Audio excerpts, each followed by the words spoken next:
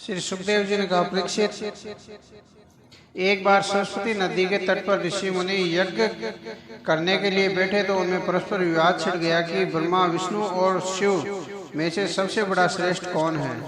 इसकी परीक्षा करने का उत्तरदायित्व तो उन्होंने ब्रह्मा जी के मान भृगु जी को सौंप दिया।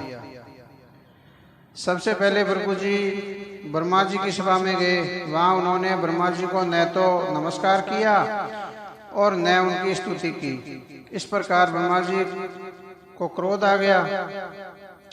क्रोध में भरकर उनका चेहरा तमतमाने लगा। जब उन्होंने देखा कि ऐसी दृष्टता करने वाला उनका पुत्र ही है तो उन्होंने अपने क्रोध को दबा लिया और उससे न तो कुछ पूछा और न उसे बैठने के लिए ही कहा। भृगु जी वहां कुछ देर ठहरकर कैलाश पर्वत पर गए। देवादिदेव शंकर जी ने जब मेरे भाई भृगु को आते देखा तो उन्होंने बड़े आनंद से खड़े होकर उनका आलिंगन करने के लिए अपनी दोनों बाहें फैला दी, परंतु महर्षि भृगु ने उनसे आलिंगन नहीं किया और बोले, तुम लोक और वेद की मर्यादा का उल्लंघन करते हो, इसलिए मैं तुमसे भेंट करना नहीं चाहता। महर्षि भृगु की बात सुनकर शंकर जी को क्रोध आ गया। उन्होंने क्रोध में भरकर अपने त्रिशूल से भृगु जी को मारना चाहा, परंतु उसी समय भगवती सती ने उनके चरणों में गिरकर बहुत अनुनय विनय की तो उनका क्रोध थोड़ा शांत हुआ। वे भृगु जी से मुंह मोड़कर अपने आसन पर जा बैठे और बैठे बैठे मन ही मन क्रोध को पीते रहे। महर्षि भृगु अब वहां से चलकर बैकुंठ लोक गए। उस समय भगवान विष्णु लक्ष्मी जी की गोद में सिर रखे लेटे हुए थे। उनकी आंखें बंद थी। भृगु जी ने देखा तो उन्हें बहुत बुरा लगा। उन्होंने क्रोध में भरकर एक लात उनकी छाती पर मार दी और बोले, तेरे लोक में ब्राह्मणों का ऐसा आदर किया जाता है, उनके आने पर तू खड़ा भी नहीं हो सकता, धृष्टता की हद है।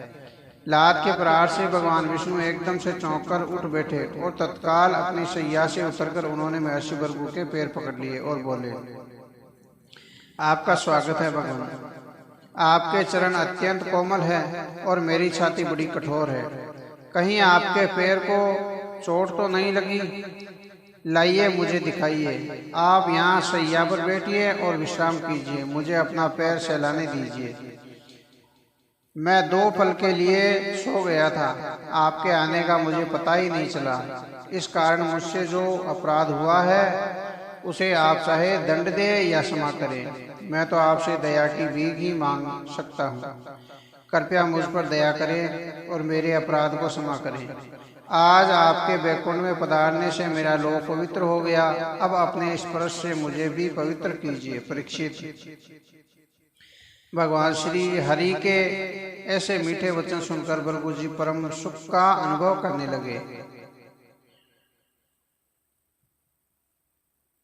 और भावुक में उनका गला भराया और आंखों में अश्रु बहने लगे। वे बोले, विष्णु, तू साक्षात धर्म, ज्ञान, वैराग्य, शांत, समचित्त, अंकिंचन और सबको अभय देने वाला है। सभी साधु संतों की एकमात्र गति तेरे लोक तक की है।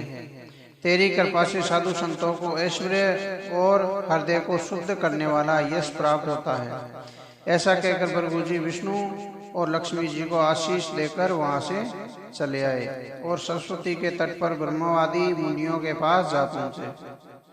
वहां उन्होंने तीनों देवों के पास जाने पर उन्होंने जो अनुभव हुआ उसे सुनाया तो सभी एक स्वर से कह उठे, भगवान श्री विष्णु ही तीनों देवों से सबसे बड़े और सर्वश्रेष्ठ हैं, क्योंकि वे ही शांति और अभय देने वाले हैं।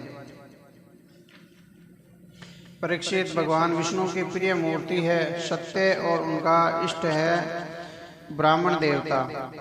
मनुष्य निष्काम भाव से, शांत चित्त से और विवेक समस्त दृष्टि से उनकी आराधना करते हैं। उन्हीं की माया से सुर, असुर और मनुष्य ये तीनों मूर्तियां निर्मित हुई है। इनमें सत्यमयी देव मूर्ति ही उनकी प्राप्ति का साधन है। भगवान विष्णु ही समस्त पुरुषार्थों के एकमात्र स्वरूप हैं। मनुष्यों को समझाने के लिए ही सरस्वती तट पर बैठे साधुओं ने यह मुक्ति यानी रची थी, विचार किया था। पुरुषोत्तम भगवान विष्णु के चरण कमलों का आश्रय लेकर उनके परम पद को प्राप्त किया जा सकता है। उनका यह जन्म मृत्यु के भय को नष्ट करने वाला है। उनकी लीलाओं का जो नित्य श्रवण कीर्तन करता है वह संसार के बीहड़ पथों पर नहीं भटकता। परीक्षित, एक दिन की बात है, द्वारकापुरी में किसी ब्राह्मणी ने एक पुत्र को जन्म दिया, किंतु जन्म के कुछ पलों बाद ही उसकी मृत्यु हो गई। ब्राह्मण ने अपने मृत बालक के शव को उठाया और राजमहल के द्वार पर उसे रखकर बोला, मुझे आज इस बात में कोई संदेह नहीं लग रहा है कि ब्राह्मण द्रोही, दुरद, कर्पण और विलासी राजा के कर्म दोष से ही मेरे बालक की मृत्यु हुई है। ऐसा कहकर वह विलाप करने लगा। वह आगे बोला, जो राजा हिंसा में विश्वास रखता है, दुष्ट और इंद्रिय लोलुप होता है, उसे राजा मानकर उसकी सेवा करने वाली प्रजा दरिद्र होकर अनेक दुखों को निरंतर भोगती रहती है। उसे संकटों का लगातार सामना करना पड़ता है। परीक्षित, उस ब्राह्मण के घर में एक एक करके 9 बालकों ने जन्म लिया, परंतु वे सभी जन्म के बाद मर गए। वह ब्राह्मण उन सभी को राजमहल के द्वार पर डाल देता था। जिस समय वह 9वां बालक वहां डाल रहा था, तब भगवान विष्णु के पास अर्जुन बैठे हुए थे, यानी श्री कृष्ण भगवान के पास अर्जुन भगवान बैठे हुए थे। उन्होंने ब्राह्मण की बात सुनकर उनसे कहा, हे विप्रवर, आपकी द्वारका में क्या कोई अनुज्ञाधारी क्षत्रिय नहीं है? ऐसा प्रतीत होता है कि ये यदुवंशी ब्राह्मण बन गए हैं और प्रजापालन त्याग कर यज्ञ करने लगे हैं। जिस राज्य में धन, स्त्री, पुत्रों से बिछुड़कर दुखी होने वाले ब्राह्मण और निर्धन सुरक्षित नहीं हैं तथा दुखी होते हैं, ऐसे राज्य में क्षत्रिय नहीं अपितु क्षत्रिय के वेश में पेट पालने वाला नट रहता है। उनका जीवन व्यर्थ है, किंतु आप दुखी न हो, मैं आपकी संतान की रक्षा करूंगा। यदि मैं ऐसा नहीं कर सका तो मैं आग में कूदकर अपना जीवन समाप्त कर लूंगा। इस प्रकार मेरे पाप का प्रायश्चित भी हो जाएगा। अर्जुन की बात सुनकर ब्राह्मण बोला, अर्जुन, मूर्खता की बात मत करो। जब यहाँ द्वारका में श्री कृष्ण, बलराम जी, प्रद्युम्न, अनिरुद्ध और अनेकानेक योद्धा भी मेरे बालकों की रक्षा नहीं कर सके, तब तुम क्या कर लोगे? मैं तुम पर विश्वास नहीं कर सकता। अर्जुन ने कहा, प्रियवर, आप मेरे बल पुरुष का तिरस्कार मत कीजिए। मैं श्री कृष्ण, बलराम और प्रद्युम्न नहीं हूँ। मेरा यह धनुष गांडीव जगत विख्यात है। मैं अपने पराक्रम से भगवान शंकर को भी प्रसन्न कर चुका हूँ।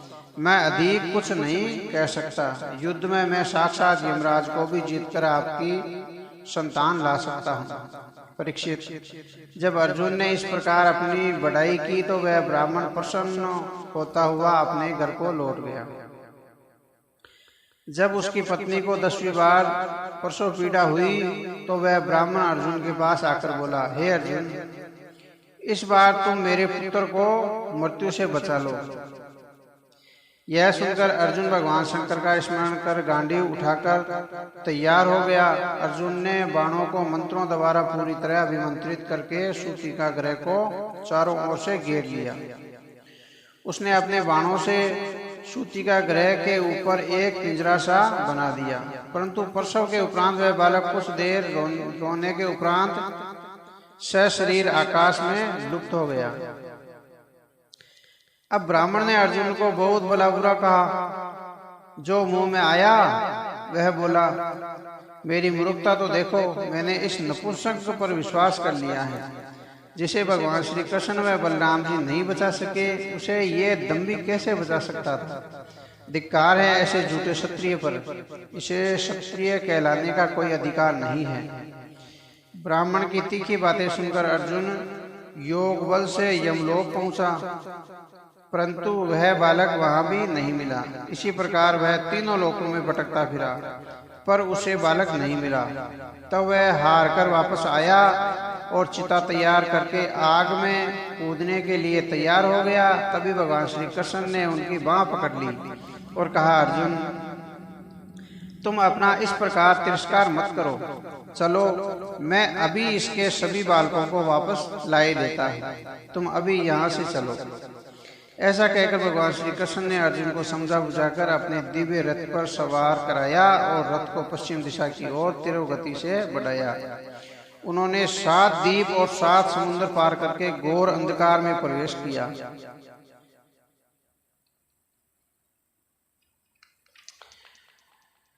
अंधेरा इतना घना था कि रथ में जुड़े सेव्य, सुग्रीव, मेघ, पुष्प और बलाहक नाम के 4 घोड़े अपना मार्ग भूलकर इधर उधर भटकने लगे।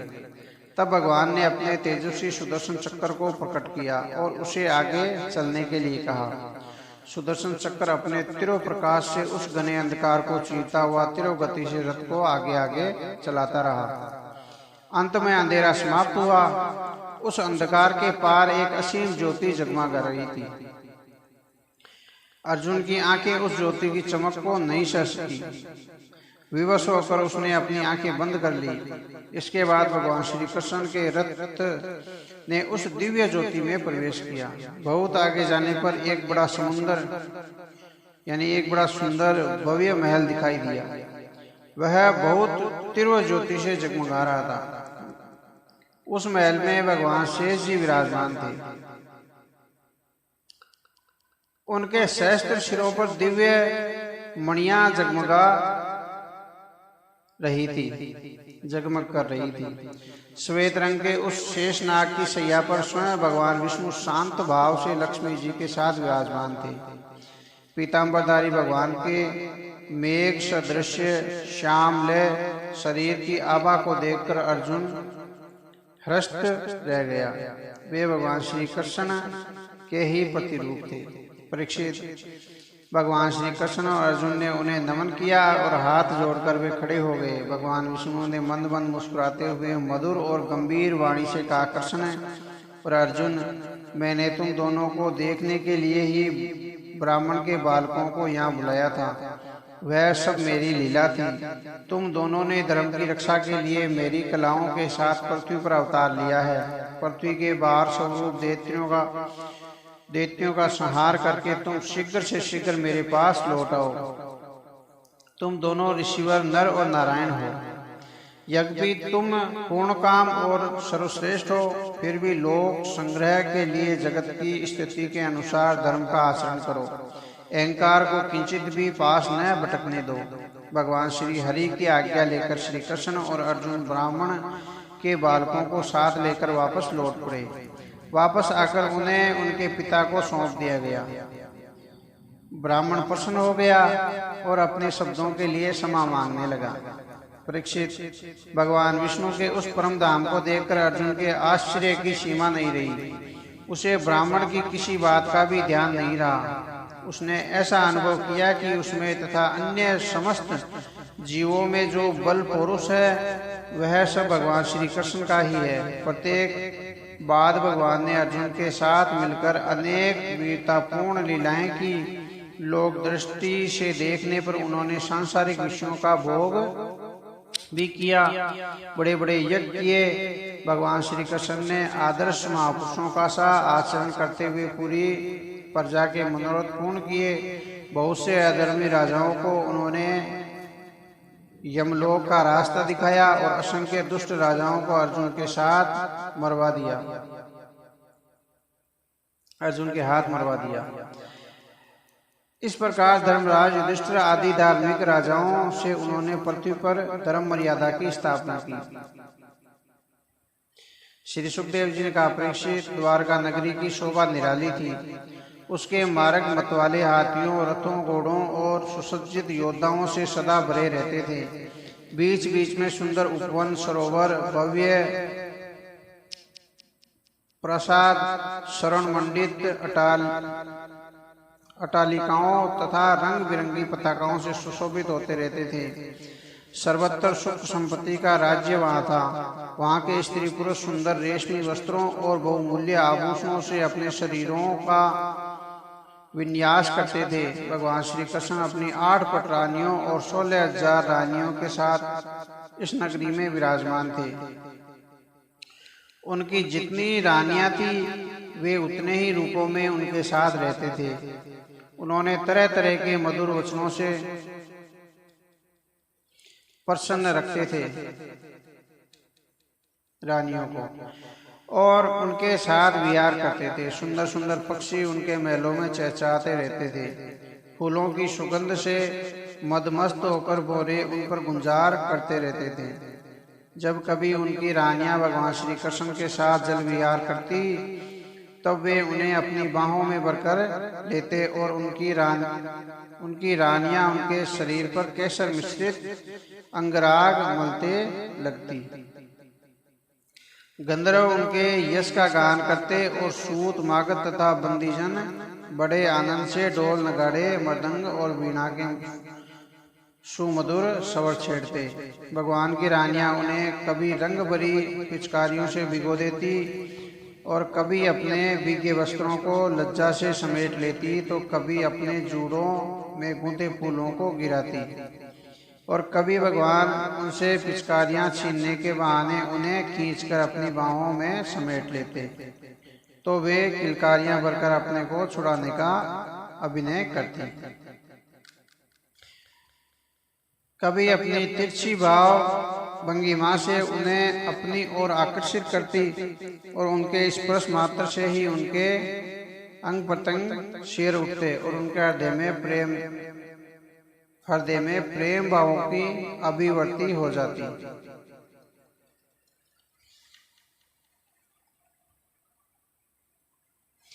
और उनके हाव भावों को देखकर भगवान का मुख कमल खिल उठता। उनकी घुंघराली अकलें उनके चेहरे पर अटखेलियां करने लगती। भगवान उनके साथ इस प्रकार विहार करते मानो कोई गजराज पत्नियों से गिरा जल क्रीड़ा कर रहा हो। इसी प्रकार उनकी रानियां हर पल हर घड़ी उनके साथ विहार करती रहती और उनकी स्मृति में डूबी रहती। वे कमल नयन श्याम सुंदर के चिंतन में ही इतनी मगन हो जाती कि उन्हें किसी दूसरे से बात करना तक अच्छा नहीं लगता। प्राय वे चुप रहती और उनके ध्यान में डूबी रहती। कभी कभी वे उनके विरह में डूबकर न जाने क्या क्या हड़बड़ाती रहती। वह मैं तुम्हें सुनाता हूँ। रानियां कहती, अरे टिटहरी, अब तो बड़ी रात हो गई। देव भगवान इस समय सो गए हैं। क्या तुझे नींद नहीं आती जो रात रात भर जागकर तू विलाप करती रहती है? क्या तेरा हृदय भी हमारी तरह कमल नयन की बाकी चितवन से बिंद तो नहीं गया? अरे चकवी, तूने रात के समय अपने नेत्र बंद क्यों कर लिए हैं? क्या हमारे प्रीतम की भांति तेरे चकवे ने भी परदेश की राह पकड़ ली है? अरे ओ समुद्र, तू निरंतर क्यों गरजता रहता है? तुझे नींद क्यों नहीं आती? क्या हमारी तरह प्रीतम की याद में जागते रहने का रोग तुझे भी लग गया है? हे चंद्रदेव, क्या हमारी तरह तुम्हें भी प्यारे श्याम सुंदर का विरह सता रहा है जो तुम इतने क्षीण दिखाई पड़ रहे हो?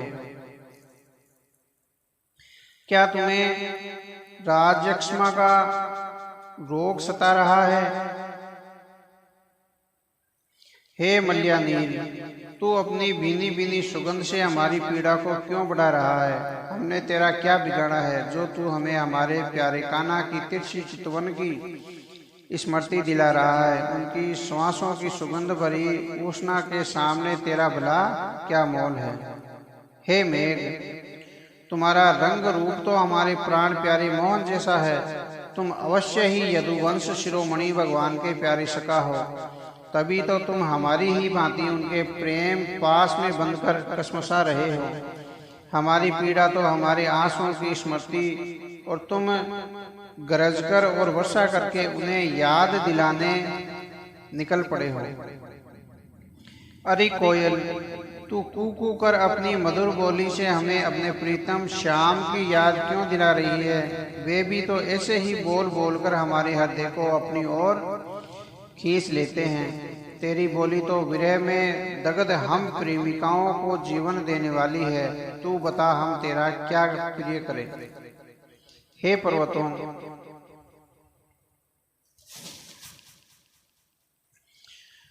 तुम ऊपर से कठोर सही पर भीतर से तो तुम्हारा हृदय बड़ा उदार और लचीला है।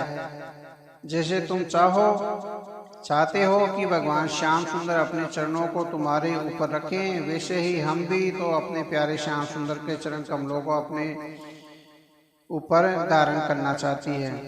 हे नदियों, इस ग्रीष्म ऋतु में अपने प्रीतम मेघों का जल न पाकर जिस प्रकार तुम सूख चली हो, वैसे ही हम भी अपने प्रीतम की रूप रस माधुरी को न पाकर सूख चली हैं। हमारी यह दीनहीन दशा क्या हमारे प्रीतम को दिखाई नहीं देती? अरे हंस, जाओ जाओ, बताओ हमारे प्रीतम का क्या संदेश लेकर तुम आए हो?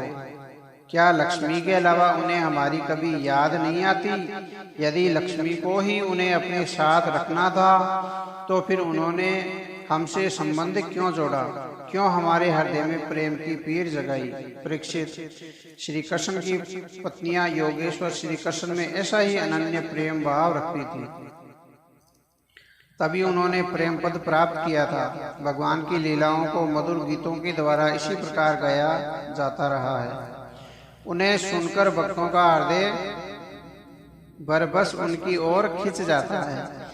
जो ब्रज की गोपियां और द्वारका की स्त्रियां उन्हें प्रत्यक्ष देखती थी, उनके बारे में तो कहना ही क्या। वे तो प्रेम के सागर हैं, जिन्हें उनकी सेवा का अवसर मिला है। उनके भाग्य की सराहना भला कैसे की जा सकती है?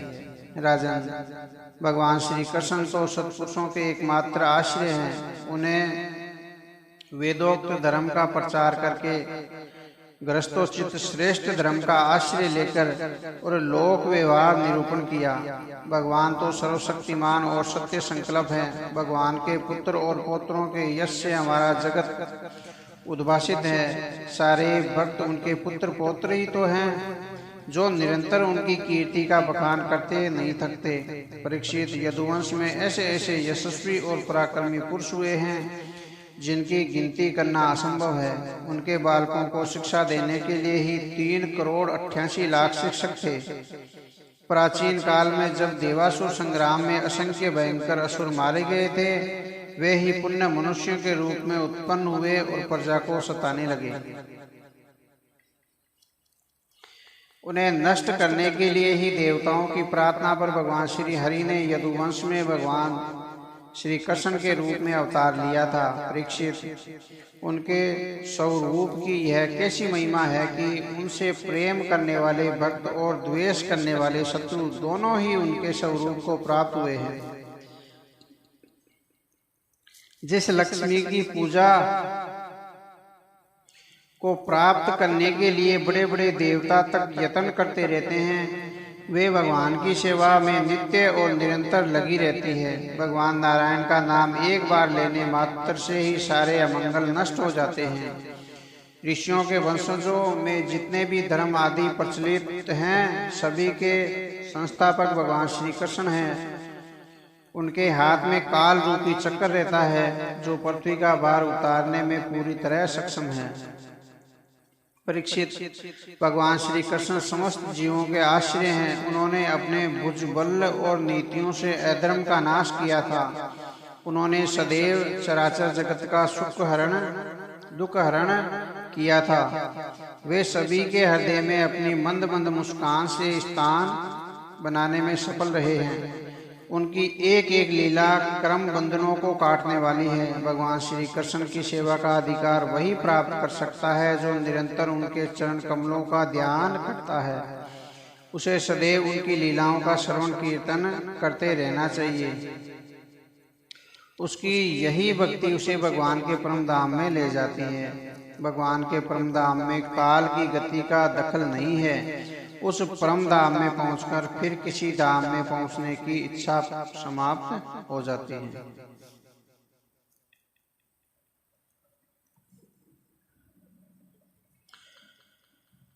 अब है 11वां स्कंद। श्री सुखदेव जी ने कहा, परीक्षित, भगवान श्री कृष्ण और बलराम जी ने यदुवंशियों के साथ मिलकर बहुत से दैत्यों का संहार किया। कौरव पांडवों के पारस्परिक संघर्ष का लाभ उठाकर भगवान श्री कृष्ण ने पांडवों को माध्यम बनाकर महाभारत युद्ध में दोनों पक्षों के बहुत से राजाओं को मरवा दिया था और इस प्रकार पृथ्वी का भार हल्का किया था। परंतु उनकी दृष्टि में अभी भी यदुवंश खटक रहा था। वे जानते थे कि उनका आश्रय पाकर यदुवंश अपने विशाल वैभव और शक्ति के कारण अहंकारी और उच्छृंखल हो रहा है। राजन, जब भगवान ने मन में संकल्प किया कि इस वंश को भी पारंपरिक कलह में समाप्त होना चाहिए,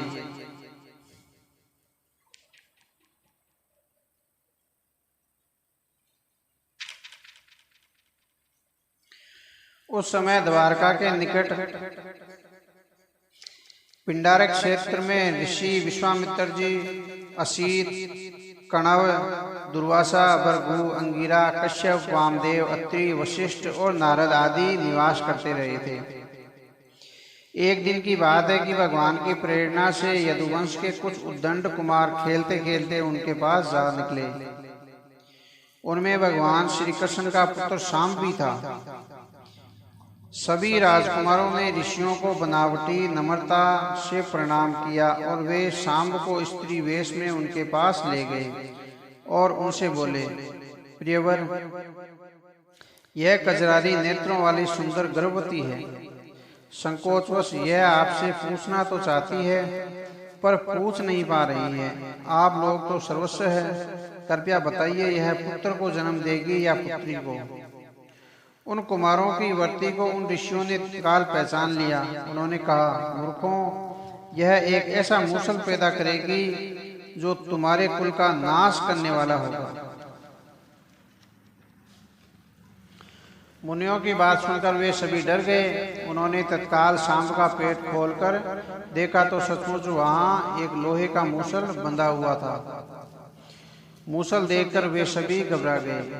वे वापस द्वारका आए। उनके चेहरे उतरे हुए थे। उन्होंने महाराज उग्रसेन की राजसभा में वह मूसल ले जाकर रख दिया और उन्हें ऋषियों के श्राप की बात कह सुनाई। उनकी बात सुनकर सभी दरबारी सोच में पड़ गए, क्योंकि वे जानते थे कि ब्राह्मणों का श्राप कभी झूठा नहीं हो सकता। राजा उग्रसेन ने उस मूसल का चूरा करा दिया और भगवान श्री कृष्ण से सलाह किए बिना ही उसे समुद्र में फेंकवा दिया। परीक्षित, लोहे का वह चूरा लहरों के साथ बहकर समुद्र के किनारे आ गया और उसमें से एक टुकड़ा एक मछली ने निगल लिया। कुछ ही दिनों में वह चूरा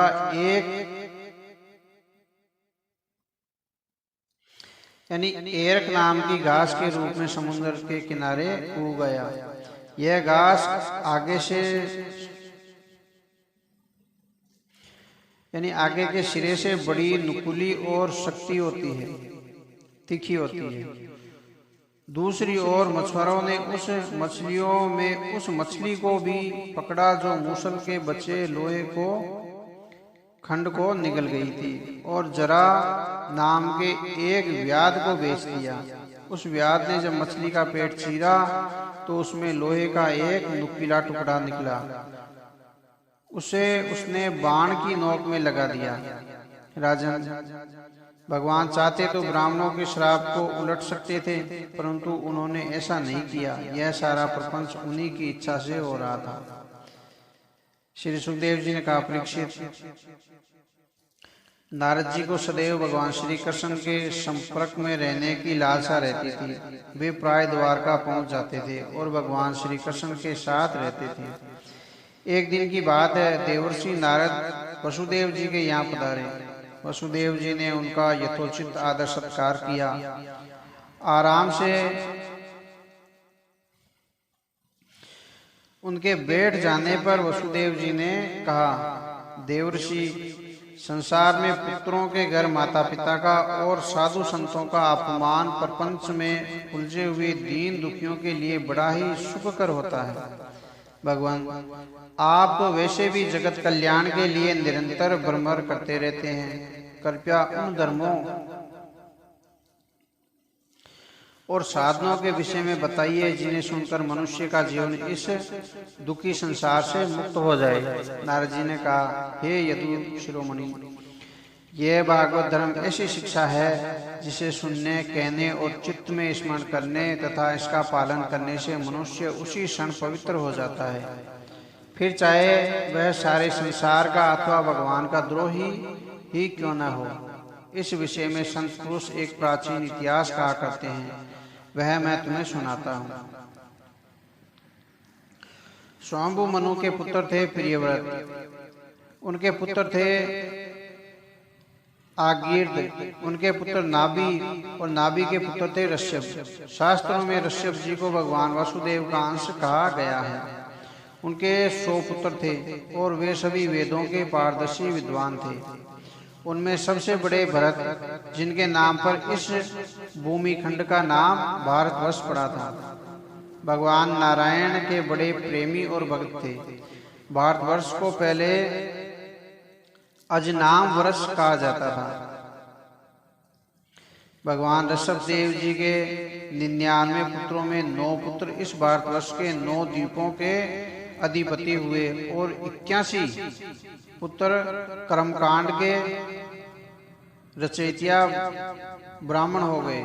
शेष 9 पुत्र सन्यासी हो गए। वे आत्मविद्या के परम विद्वान थे। उनके नाम कवि, हरि, अंतरिक्ष, प्रबुद्ध, पिपलायन, आवरीहोत्र, दुर्मिल, चमस और करभाजन थे। वे इस पृथ्वी पर स्वच्छंद विचरण किया करते थे। वे सभी जीवन मुक्त थे। एक बार की बात है, विदेहराज महात्मा निधि बड़े बड़े ऋषियों द्वारा एक महान यज्ञ करा रहे थे, यानी जनक ने।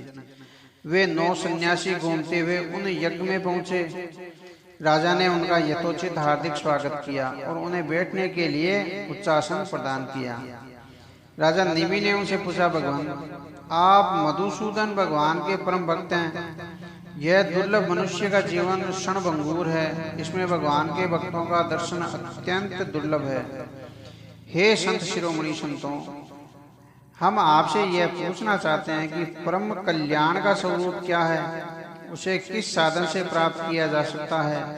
उन योगीश्वरों में से कवि जी ने क्या कहा, राजन? भक्त जनों के हृदय से कभी दूर न रहने वाले भगवान के चरणों की नित्य उपासना ही इस संसार में परम कल्याण का मार्ग है। भागवत धर्म यह साधन है कि जिसके द्वारा भगवान श्री हरि की भक्ति प्राप्त की जा सकती है। इस धर्म का आश्रय लेकर मनुष्य कभी दुखी नहीं होता। इसके लिए किसी नियम की आवश्यकता नहीं है। मनुष्य जो भी कर्म करे उसे भगवान को समर्पित करते हुए करे। सत्य यही है कि राजन, भगवान के अतिरिक्त और आत्मा के अतिरिक्त और कोई वस्तु है ही नहीं। इस संसार में भगवान की चरित्र संबंधी अनेक लीलाएं प्रसिद्ध है। उन्हें सदैव सुनते रहना चाहिए। प्रभु के नाम कीर्तन से हृदय में प्रेम का अंकुर उग आता है। इस संपूर्ण जगत में भगवान का प्रतिबिंब झलकता रहता है। इसलिए सभी चराचर जीवों से प्रेम करना चाहिए। पता नहीं किस वेश में भगवान से भेंट हो जाए। राजा निमि ने पूछा, भगवान, अब आप कृपया भगवान के भक्तों का लक्षण बताइए। उनके क्या धर्म है और उनका कैसा स्वभाव होता है। वे मनुष्यों के साथ कैसा आचरण करते हैं और किन लक्षणों के कारण वे भगवान के प्रिय होते हैं। इस बार उन योगीश्वरों में से हरि जी ने उत्तर दिया। वे इस प्रकार बोले, राजा, समस्त प्राणियों में भगवान आत्मा के रूप में विद्वान है। जो इस प्रकार सोचता है और सभी में भगवान के दर्शन करता है, वह वास्तव में भगवान का भक्त है। जो भगवान से प्रेम तो करता है, उनके भक्तों से मित्रता भी रखता है, दुखी और अज्ञानियों पर कृपा भी करता है, किंतु भगवान से द्वेष रखने वालों की उपेक्षा करता है, वह अधम श्रेणी का भक्त है। जो भगवान अर्चना और मूर्ति आदि की पूजा तो करता है, किंतु भगवान के भक्तों और निर्धन याचकों तथा रोगियों की सेवा सुसरसा नहीं करता। वह साधारण श्रेणी का भक्त है जो अपने नेत्रों और कानों से इस चराचर सृष्टि में भगवान का ही रूप देखता है और अनुकूल स्थिति में हर्षित तथा प्रतिकूल स्थिति में दुखी नहीं होता, अर्थात दोनों स्थितियों में समभाव रखता है। वह पुरुष उत्तम श्रेणी का भक्त है। राजन, संसार के धर्म जन्म, मृत्यु, भूख, प्यास, श्रम, कष्ट, भय और तृष्णा, ये क्रमश शरीर, प्राण, इंद्रिय, मन और बुद्धि को प्राप्त होते हैं। जो पुरुष भगवान की स्मृति में इतना तन्मय हो जाता है कि इनके बारे में बार बार होने पर भी उनमें मोहित नहीं होता, वह उत्तम श्रेणी का भक्त है। जिसने विषय वासनाओं को त्याग दिया है और एकमात्र भगवान वासुदेव में ही मगन रहता है, वह उत्तम भक्त है। जिसके हृदय को भगवान श्री हरि पल भर के लिए भी नहीं छोड़ते, जो हर पल हर चराचर प्राणी में भगवान के ही दर्शन करता है और उन्हीं की सेवा में अपना जीवन अर्पण करता है, ऐसा भक्त वास्तव में उत्तम भक्त कहलाता है। राजा निमि ने पूछा, भगवान आप कहते हैं कि भगवान विष्णु की माया बड़े बड़े मनुष्यों और मायावियों को भी मोहित कर देती है। आप कृपया मुझे उस माया का रूप बताने का कष्ट करें। अब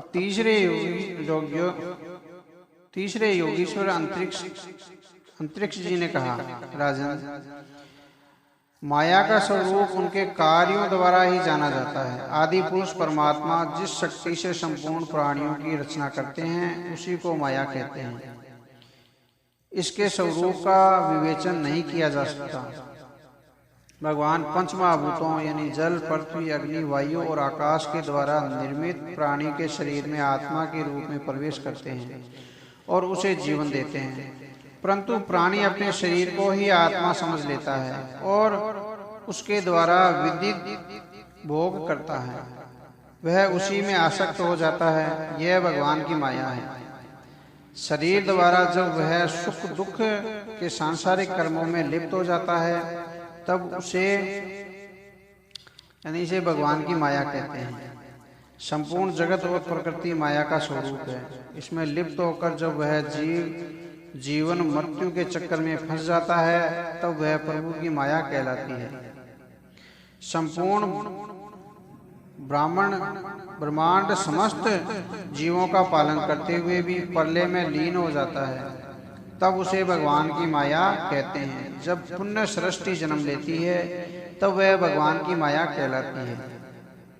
राजा निमि ने पूछा, भगवान इस माया से पार कैसे पाया जा सकता है?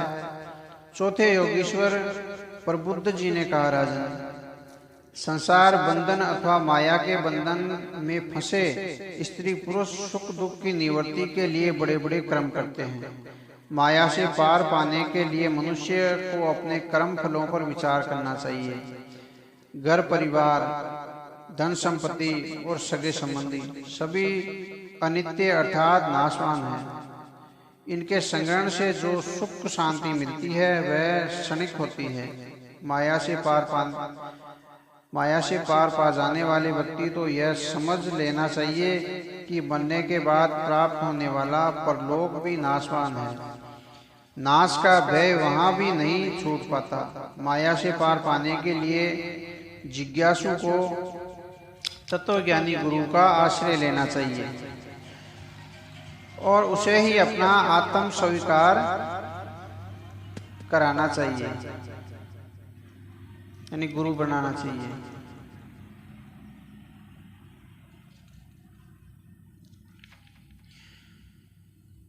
उनकी निष्कपट सेवा करके ही वह भागवत धर्म प्राप्त करने वाले व्यक्ति मार्ग को जान सकता है। सर्वप्रथम परिवार का मोह छोड़ दे, फिर भगवान के भक्तों से प्रेम करना सीखें। इसके बाद समस्त प्राणियों से प्रेम करना सीखें। मिट्टी और जल से बाहर की और छल कपट आदि के त्याग से शरीर के अंतकरण की पवित्रता का अनुष्ठान करें। स्वाध्याय, सरलता, ब्रह्मचर्य, अहिंसा, सुख दुख में समानता और सर्दी गर्मी में समभाव से रहना सीखें। जीवन में जो कुछ भी प्राप्त हो जाए उसी पर संतोष करें। प्राणायाम द्वारा मन और इंद्रियों को वश में करें। कर्मों का संयम, सत्य बोलना, यज्ञ, दान, तप, जप और सदाचार का पालन अपना जीवन तथा जो भी अपना प्रिय हो उसे भगवान के श्री चरण कमलों में समर्पित करें।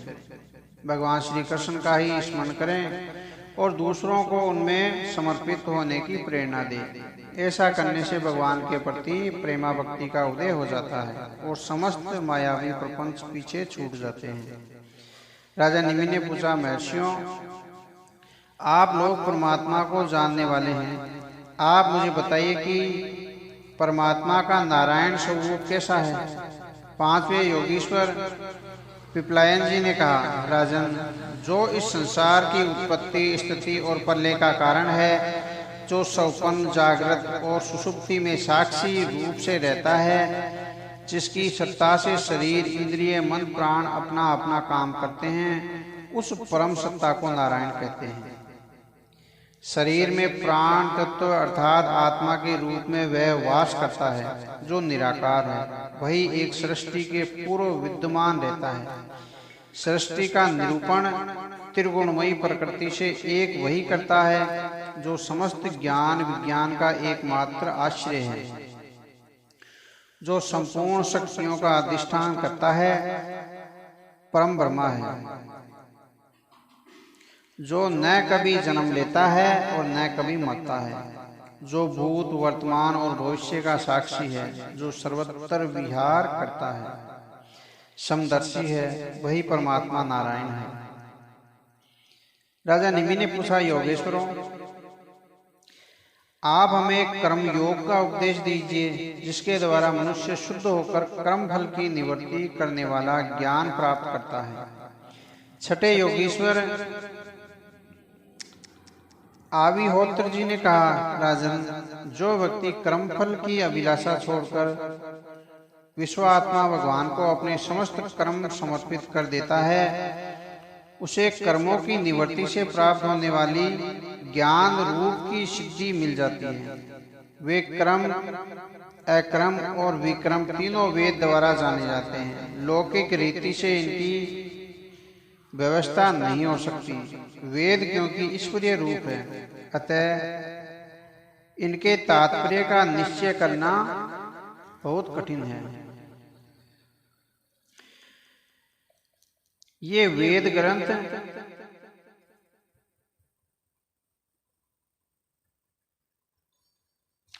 प्रोक्ष वादांत है, अर्थात इनके मंत्रों के शब्दार्थ कुछ हैं और उनका तात्पर्य कुछ और है।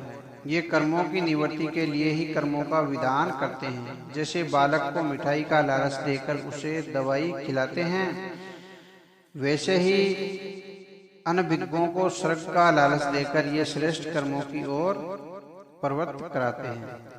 ये श्रेष्ठ कर्म ही मनुष्य के निष्काम कर्म भावना को जन्म देते हैं। कर्म करो पर कर्म के फल की कामना मत करो। अपने सभी कर्म परमात्मा को समर्पित करते हुए करो,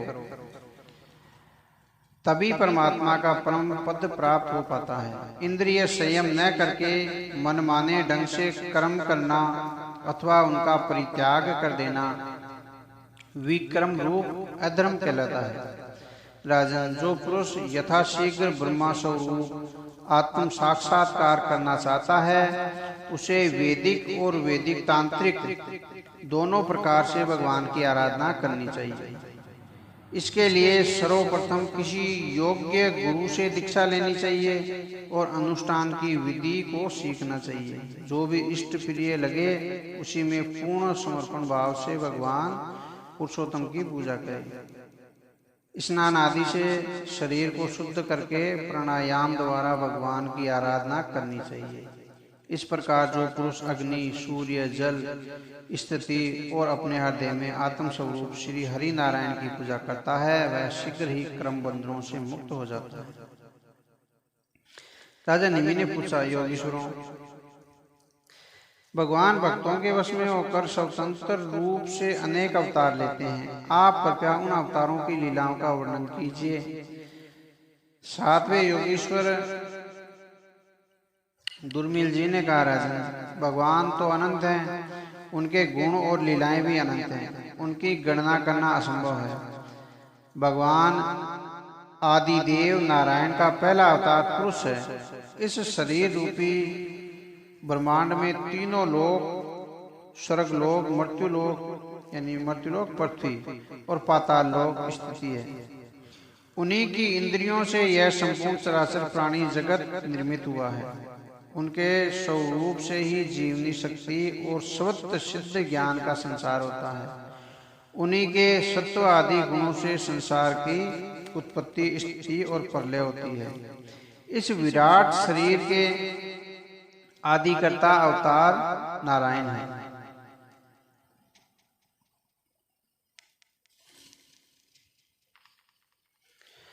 जगत की उत्पत्ति उनके रजोगुण अंश से होती है।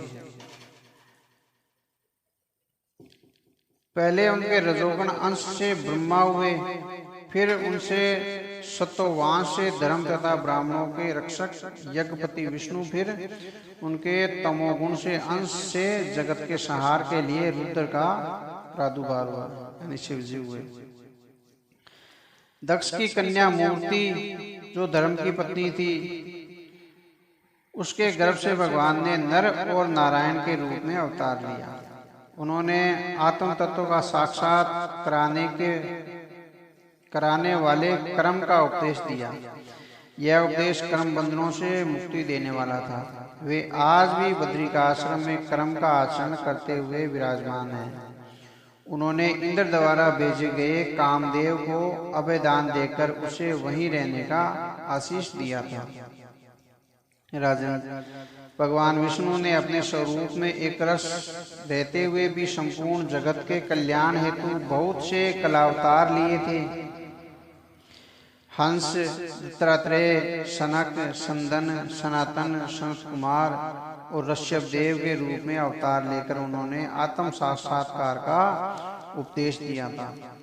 उन्होंने हैग्रीव अवतार लेकर मधुकैटभ नामक असुरों का वध करके वेदों का उद्धार किया था। प्रलय के समय मत्स्य अवतार लेकर भावी मनु, सत्यव्रत, पृथ्वी और औषधियों की रक्षा की थी। वाराह अवतार लेकर पृथ्वी का सरातल से उद्धार किया और हिरण्यकश्यप, हिरण्याक्ष दैत्य का वध किया। कूर्मा अवतार ग्रहण करके भगवान ने समुद्र मंथन करके नवरत्नों यानी अमृत, कामधेनु, कल्पवृक्ष, चंड, लक्ष्मी, ऐरावत, कालकूट, अश्विनी कुमार और वारुणी का उद्धार किया। शरणागत भक्त गजेंद्र को ग्राह से छुड़ाया।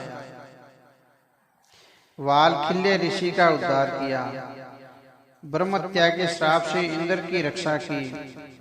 हिरण्याकश्यप का वध करने के लिए और भक्त प्रहलाद को बचाने के लिए उन्होंने नरसिंह अवतार लिया। वामन अवतार लेकर 3 पग में तीनों लोक नापे और राजा बलि को उद्धार किया। परशुराम अवतार लेकर क्षत्रियों का विध्वंस किया। रामा अवतार लेकर रावण का वध किया। कृष्ण अवतार लेकर पृथ्वी पर दुष्टों का विनाश करके पृथ्वी का भार हल्का किया। बुद्धा अवतार लेकर अहिंसा का परम धर्म के रूप में प्रचार किया और कल्कि अवतार ग्रहण करके आगे वे इंद्र राजाओं का वध करेंगे। इस प्रकार भगवान की कीर्ति अनंत है। विदेराज, भगवान के विविध अवतारों में जगत के कल्याण और अपने भक्तों की रक्षा का भाव निहित रखता है। इसलिए महात्मा और संत भगवान के कर्मों का प्रचुरता से गान करते हैं तथा भक्ति भाव से उनका स्मरण करते हैं। राजा नेमि ने पूछा, योगेश्वरों, जिनकी कामनाएं शांत न हुई हो, मन और इंद्रियां जिनके वश में न हो और जो भगवान का भजन भी न करते हो, उनकी गति कैसे होती है? अब 8वें योगेश्वर चमस जी ने कहा, राजन, विराट पुरुष के मुख से ब्राह्मण, भुजाओं से क्षत्रिय, जांघों से वैश्य और चरणों से शूद्र की उत्पत्ति हुई है। इसी प्रकार उनकी जांघों से गृहस्थ आश्रम, हर देशे ब्रह्मचर्य श्रम और वश स्थल से वानप्रस्थ आश्रम का समस्त यानी मस्तक से संन्यास आश्रम प्रकट हुए हैं। इन चारों वर्णों आश्रमों में जन्मदाता भगवान ही हैं। इन वर्णों और आश्रमों में रहने वाला जो मनुष्य भगवान का भजन नहीं करता और उल्टे उनका नास्तिकों की भांति अनादर करता है, वह अपने स्थान, वर्ण और आश्रम में से ही नहीं, मनुष्य योनि से भी नीचे गिर जाता है।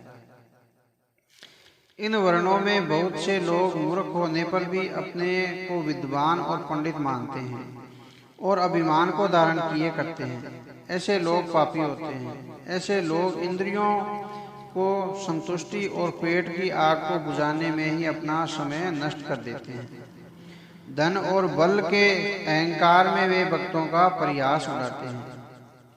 वे भूल जाते हैं कि उनके हर कर्म को उनके भीतर विद्यमान आत्मा साक्षी रूप से हर पल देखता रहता है।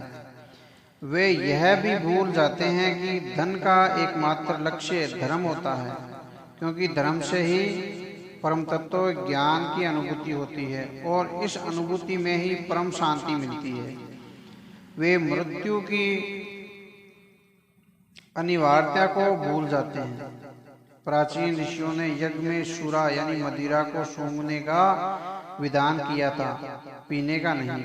इसी प्रकार यज्ञ में पशु का आलम यानी स्पर्श ही किया जाता था, उसकी हिंसा नहीं की जाती थी, यानी उसे मारा नहीं जाता था। परंतु अज्ञान के कारण लोग इनका मनमाना अर्थ करके मदिरा का सेवन खुलकर करते हैं और पशुओं की हिंसा अपने पेट स्वाद के लिए करते हैं। इसी प्रकार शास्त्रों में मैथुन की आज्ञा केवल संतान उत्पत्ति के लिए दी गई है, देह सुख के लिए नहीं। परंतु वे इसके मूल भाव को न समझकर भोग विलास में ही आकंठ डूबे रहते हैं। ये शरीर नष्ट हो जाने के लिए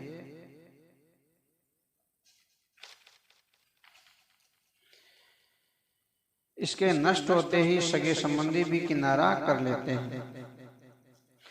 जो लोग भगवान को भूलकर इस शरीर से ही चिपटे रहते हैं, उनका अधपतन हो तो निश्चय ही होता है। जो लोग अर्थ, धर्म और काम के मोह में फंसकर भगवान को भूले रहते हैं, उन्हें एक क्षण के लिए भी शांति नहीं मिलती। ऐसे लोग आत्मघाती कहलाते हैं।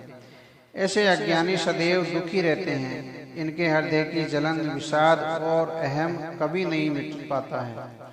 ऐसे व्यक्तियों को घोर नरक में जाना पड़ता है।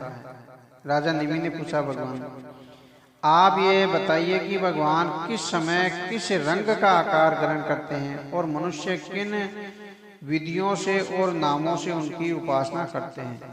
अब 9वें योगीश्वर करभाजन जी ने कहा, राजन, सृष्टि के 4 युग हैं, सतयुग, त्रेता युग, द्वापर युग और कलयुग। इन युगों में भगवान के अनेक रंग और आकृतियां होती है। सतयुग में भगवान के विग्रह का रंग श्वेत होता है, 4 भुजाएं और सिर पर जटा होती है तथा वे वल्कल वस्त्र पहनते हैं। काले मृग का चरम, यज्ञोपवीत, रुद्राक्ष की माला, दंड और कमंडलू धारण करते हैं। सतयुग के लोग शांत हृदय, हितैषी और समदर्शी होते हैं। वे संयम के साथ तपस्या और समाधि द्वारा सूर्य के समान सभी को प्रकाश देने वाले परमात्मा की आराधना करते हैं। वे उन्हें हंस, सुपर्ण, वैकुंठपति, योगेश्वर, ईश्वर, परमात्मा आदि नामों से पुकारकर उनकी लीलाओं का गान करते हैं। अब त्रेता में श्री हरि के विग्रह का रंग लाल होता है, 4 भुजाएं और कटिभाग में 3 मेखला धारण करते हैं। केश सुनहरे होते हैं और यज्ञ पात्रों को धारण करते हैं। वैदिक धर्म के प्रवीण इस युग के लोग यज्ञ द्वारा भगवान श्री की उपासना सर्वदेव में स्वरूप देवादिदेव के रूप में करते हैं। वे भगवान को विष्णु, यज्ञ पुरुष, प्रश्मी गर्भ, सर्वदेव, उरुक्रम, वर्षा कपि, जयंत, उरुगाय आदि नामों से पुकार कर उनकी लीलाओं का कीर्तन करते हैं। द्वापर युग में भगवान श्री हरि के विग्रह का रंग सांवला होता है।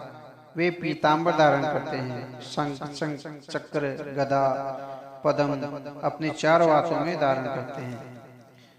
वक्ष स्थल पर श्री वत्स का चिन्ह,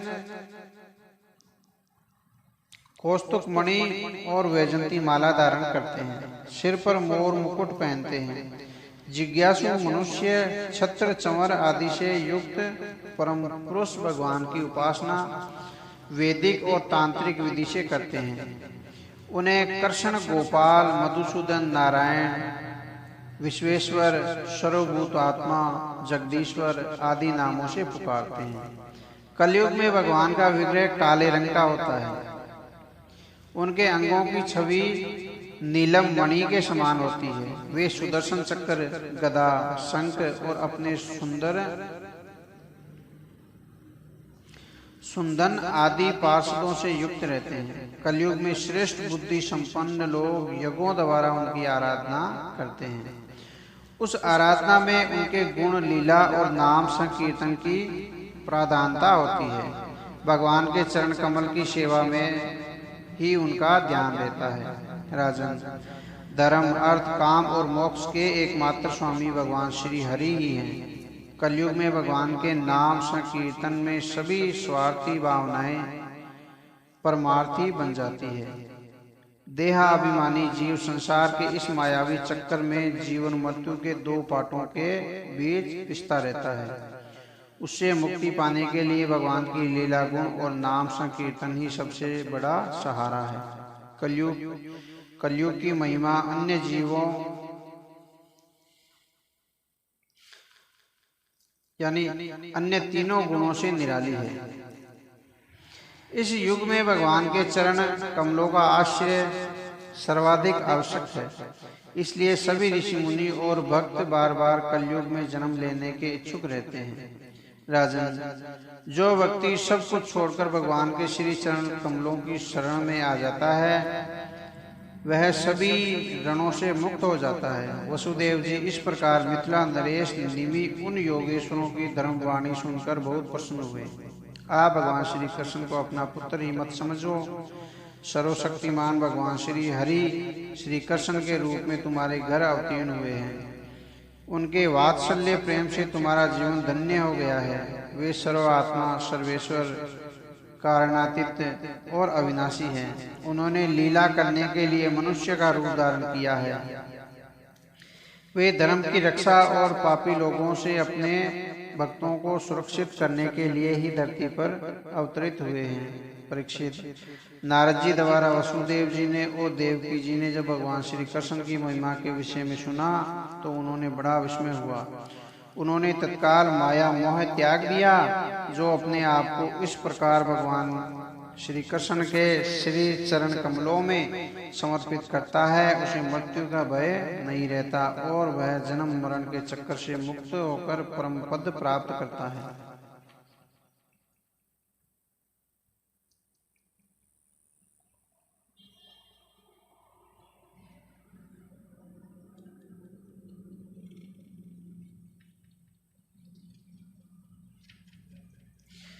श्री सुखदेव जी ने कहा, परीक्षित, देव ऋषि नारद जी जब वसुदेव जी को उपदेश देकर चले गए तब भगवान श्री कृष्ण के दर्शन करने की लालसा से ब्रह्मा जी, महादेव जी, देवराज इंद्र, अन्य देवी देवता, ऋषि मुनि, गंधर्व, अप्सराएं, नाग, सिद्ध, किन्नर, चारण, विद्याधर आदि द्वारका पहुंचे।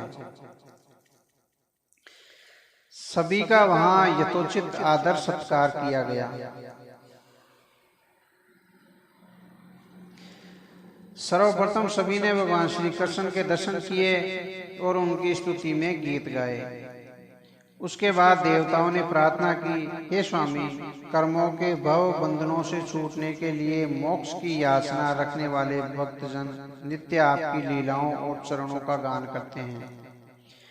आपके उन्हीं चरण कमलों में हम सभी मन, बुद्धि, वाणी, प्राण, इंद्रियों से नमन करते हैं। आप त्रिगुणमयी माया से ब्रह्मांड का निर्माण करके भी इन कर्मों में लिप्त नहीं होते। आप ही सृष्टि के उत्पत्ति करता, पालन करता और संहार करने वाले हैं। यह सारा प्रपंच आपके द्वारा ही रचा हुआ है। सभी जिज्ञासु ऋषि मुनि शुद्ध हृदय से आपकी लीलाओं का गान करते हैं और भक्तजन निरंतर आपकी लीला कथाओं का स्मरण कर आपकी अमृतमयी रूप माधुरी का रसपान करते हैं।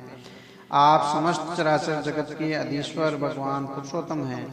परीक्षित, इस प्रकार भगवान की स्तुति करने के उपरांत ब्रह्मा जी ने भगवान से कहा, हे सर्व आत्मा प्रभो, पहले पृथ्वी का भार उतारने के लिए अवतार लेने की प्रार्थना हमने आपसे की थी। वह कार्य आप यथोचित रूप से पूरा कर चुके हैं।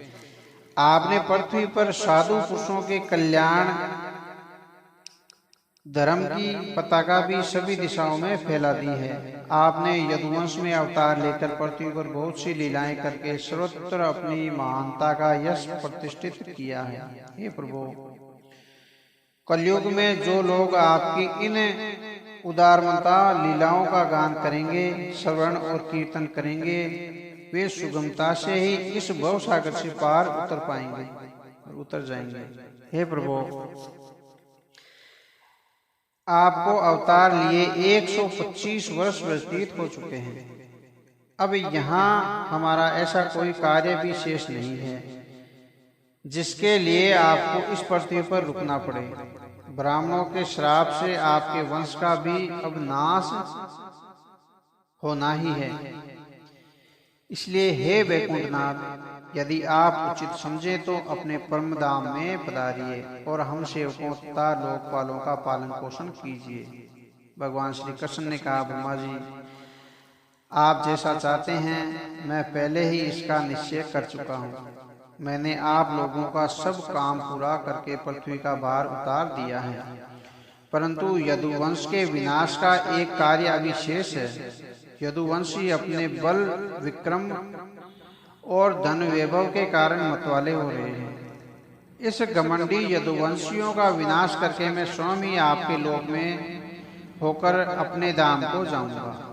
परीक्षित, भगवान द्वारा इस प्रकार आश्वासित किए जाने पर ब्रह्मा जी ने सभी देवगणों के साथ उन्हें नमन किया और अपने लोक को चले गए। उनके जाते ही द्वारका में बड़े अपशकुन होने और उत्पात होने लगे। उन्हें देखकर बड़े बड़े लोग भगवान के पास आए। तब भगवान श्री कृष्ण ने उनसे कहा, आप देख ही रहे हैं कि ब्राह्मणों के श्राप के कारण यहाँ कैसे कैसे उत्पात होने लगे हैं। ऐसे में द्वारका छोड़कर चले जाने में ही भलाई है। हमें यहाँ से पवित्र स्थल प्रभास क्षेत्र में चलना चाहिए। वहाँ हम स्नान करके दान दक्षिणा देकर ब्राह्मणों के श्राप को शांत करने का प्रयत्न करेंगे। भगवान के परामर्श पर सभी द्वारकावासी प्रभास क्षेत्र में चलने की तैयारी करने लगे। उसी समय भगवान के प्रिय मित्र उद्धव जी उनके पास आए और बोले, हे योगेश्वर, आप सर्वशक्तिमान परमेश्वर हैं। आप चाहते तो ब्राह्मणों का श्राप नष्ट कर सकते थे, परंतु आपने ऐसा नहीं किया। मैं जान गया हूँ कि अब आप यदुवंश का संहार करा के इस लोक को छोड़कर जाने वाले हैं।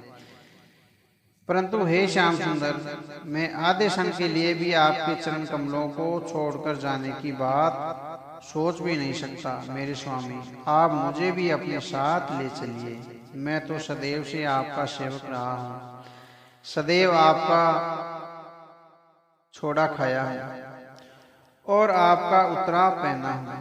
आपकी माया से पार पाना तो बड़ा कठिन है, पर आपके बिना हमारा जीवन व्यर्थ है। हम आपके बिना यहाँ नहीं रह पाएंगे। आप कुछ भी कहें, हमें अपने साथ ले चले, हमें ऐसा छोड़कर न जाए। परीक्षित, उद्धव जी की बात सुनकर भगवान श्री कृष्ण ने मुस्कुराकर उनकी ओर देखा। जय श्री कृष्ण। अब काल कह रहा आज का समय टाइम हो। श्री राम। आगे कथा काल कर।